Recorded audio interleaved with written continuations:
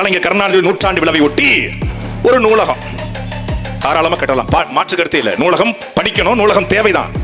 கலைஞர் கருணாநிதி அவர்களுக்கு தமிழ்நாட்டிலே முதலமைச்சராக இருந்த வசனகர்த்தாவாக இருந்த பெருமதிப்பிற்குரிய ஐயா கலைஞர் கருணாநிதிக்கு நூற்றாண்டு நூலகம் கட்டுறீங்களே, திருக்குவளையில கோட்டம் கட்டுறீங்களே, 150 கோடியில சென்னையில சமாதி கட்டுறீங்களே, திருச்சியிலையும் அலங்காநல்லூரிலையும் ஜல்லிக்கட்டு வளாகம் அமைக்கிறீங்களே, பெருமதிப்பிற்குரிய ஆண்டவர்களே, திமுகவுடைய ஆட்சியாளர்களே,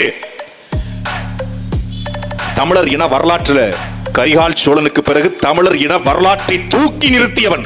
1000 ஆண்டுகளுக்கு முன்பு கட்டிய அந்த கோயிலிலே சிறு விரிசல் கூட விழாது. கடாரம் சென்று உலகத்தின் பல நாடுகளை வென்ற, இலங்கை வென்ற புலிக்கொடி வேந்தன் சோழ வேந்தன் எங்கள் பாட்டன் ராஜராஜ சோழனுக்கு ஒரு சமாதி ஏன் கட்டல, ஒரு நினைவிடம் ஏன் கட்டல? ராஜராஜ சோழனை விட கலைஞர் கருணாநிதி பெரியாளா?